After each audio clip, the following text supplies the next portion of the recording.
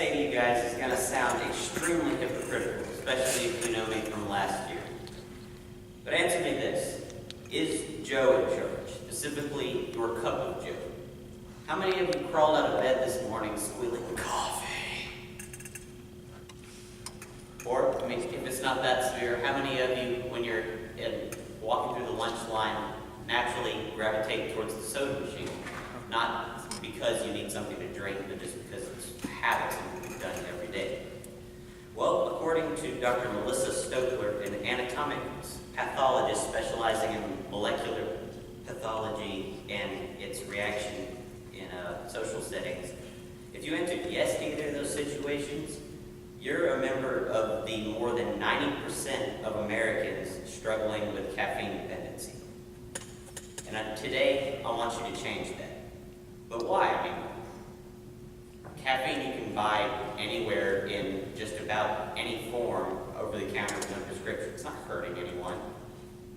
I beg to differ.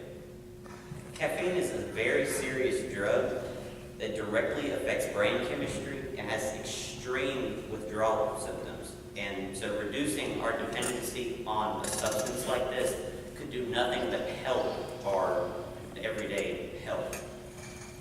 You may not consider caffeine to be a drug like narcotics or cigarettes or weed, anything like that. But it's a substance you put into your body that changes how your body works. It's a drug. According to Mark Adams, a writer from New York Magazine, caffeine is pharmacologically considered in the same category of substances as cocaine, methamphetamine, Adderall, and other amphetamines with lesser distribution, and all produce similar initial effects in the same way. The caffeine produces its particular effect in a similar manner to these other substances by triggering a massive, not really an overdose, but a massive production of adrenaline and dopamine in the brain, causing pretty much a mini cocaine buzz. As the brain gets used to having this in your system for so long, it develops a tolerance, just like any other drug. And as you continue to consume caffeinated products, you need more and more to get the same effect. Sound familiar? It's the same effect that you get with narcotics. In the same way, it produces extreme withdrawal systems, generally considering severe headaches, muscle pain, moderate dysphoria, and probably the most unmistakable of all of them, cravings. Like I said, coffee. So, as a culture, we kind of shun the idea of being dependent on a substance just to function in everyday life. So why do we subject ourselves to such pharmacological heresy day after day? It doesn't really make sense. As a drug, caffeine dramatically affects our brain chemistry. And I mean, do you really want to be doing that to yourself without a prescription? According to Joseph Stromberg, a science reporter with Smithsonian Magazine, caffeine produces its effect by mimicking a byproduct of cellular function in the brain, adenosine. Adenosine it works to regulate your circadian rhythm by binding to receptors in your brain, causing your brain to feel tired and making you want to go to sleep. That way your brain can kind of chill out, kind of process all the memories you've had today and store it from your short-term memory into your long-term memory. Now, caffeine works by binding to these adenosine receptors and blocking them. So your adenosine isn't doing what it's supposed to in the brain. And it also binds to other receptors that start triggering your adrenal gland and your dopamine glands to start producing overtime, pretty much making you feel happy, and it's stressing you out at the same time. It also triggers this dopamine and adrenaline trigger. It produces that kickstart feeling. You know, you drink your coffee, yeah, let's get this done. I'm ready to take on the world. Well, as mentioned previously, caffeine produces highs in pretty much the same way as these narcotics and amphetamines as I listed earlier. And in the same way, they're pretty much low-grade illegal stimulants, besides the fact they're legal. As an educated society, we value our understanding of the human body and how how to keep it regulated. So why do we toy with our brain chemistry? I mean, the brain, we still only know about 95% we don't know about 95% of it does it. It lays dormant. So why are we messing with it? As a culture, we also kind of revile at the concept of drug abuse. And caffeine is probably one of the most widely abused drugs out there. I mean, of those of you that knew me last year, 2 energy drinks every day where I was a zombie for the next week. I mean, seriously, I probably spent $200 last year on energy drinks alone. As a psychoactive drug, our awareness of it should be more acute than we acceptably allow. It's wreaking havoc on our circadian rhythms, and I mean, you've got to sleep in order to function. I mean, you need to have, your brain needs to be operating at top level, especially in a situation like ours where we're in such a high academic setting.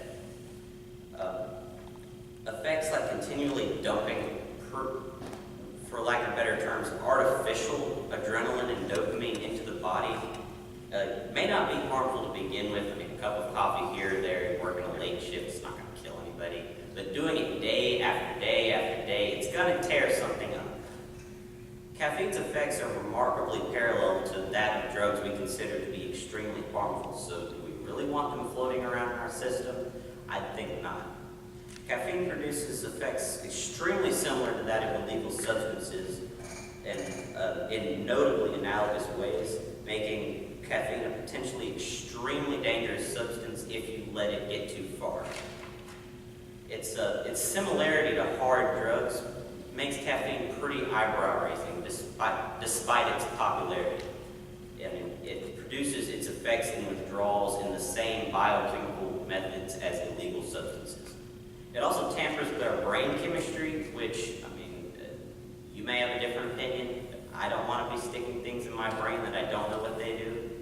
So, dependence and unbalance, tolerance and withdrawal.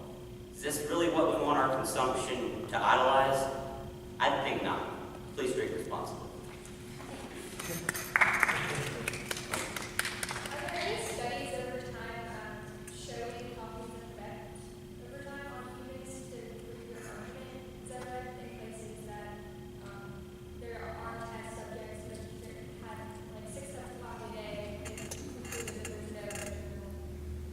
Well, it varies from person to person. I mean, one person can drink a cup of coffee and feel nothing, and then there's other individuals that can drink a Mountain Dew and be wired for the next 2 days. It just depends on your brain's response to adrenaline and dopamine. So it varies from person to person, has a lot to do with your brain. But as far as studies go, there's probably been them. There aren't any particular ones I can cite, but I've read of some being done to produce different results. David? Do you propose an alternative to those? I took a 3-month hiatus this year. I made a bet with my roommate. Don't touch energy drinks for 3 months, and that did it. And now I don't have to go to the gas station every day. Make it a bet, just make it a goal. And it's really just an individual thing you need to do. You don't need to be taking something else to fix the problem. You just need to get yourself off of it and get it out of your system. Purge, more or less. Go ahead. Well, even if you did that, like you said, there's like, I read that you get more receptors on your brain for adenosine, and so that means you do more caffeine-based things. And so if you're off of it, would that mean you're like really drowsy, like you did at the time that you would first get off of it? That's something I think I forgot to mention with its withdrawal symptoms. The reason that you have such bad withdrawal system is your brain is sucking in more adenosine than it's supposed to. And your brain adapts. Your brain is pretty smart. Your body is made to survive. You can beat it up a lot before it's going to die. So your brain will naturally adapt. Once you get it out of your system, your brain will realize, hey, everything's normal again. Let's go back to the way things were. That's been 2 minutes question. So if you want to answer the next one, you can, but that's really all that you're required to answer. Okay. So if caffeine is so terrible for you, why is it kind of like idolized so much? Whether it's taking something like 5 hours and you're going to Starbucks across the street, like why are we so stupid enough? Why is it it's in everything. I mean, you like chocolate? It's in chocolate. It's so easy to get at things. You can put it in anything. And America, I mean, of all places, America lives to go. So, I mean, if you can get something that can help you go faster and not really have to suffer as much tiredness early in the morning, I mean, according to American logic, why not? That's kind of why we idolize it.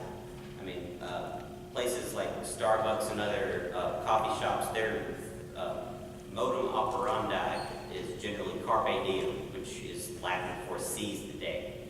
So if you can take something that's just going to get you going, why not? So,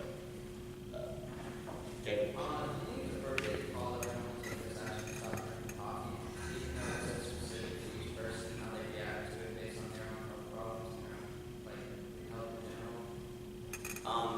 Well, I'm not saying we should make coffee illegal or anything like that. I'm not going to take a step like that. But merely what I'm trying to dissuade you to do is to realize how much of a dependence people have on caffeine, and just to take that into account before you pick up your cup of coffee tomorrow. So, I mean, if you kind of disregard that, you don't consider it to be a serious thing, don't worry about it. But at the same time, if you're worried about your cognitive health, it's something to keep in mind before you pick up coffee. Maybe switch to decaf or something if you're that much of a hardcore coffee addict. So, any other questions?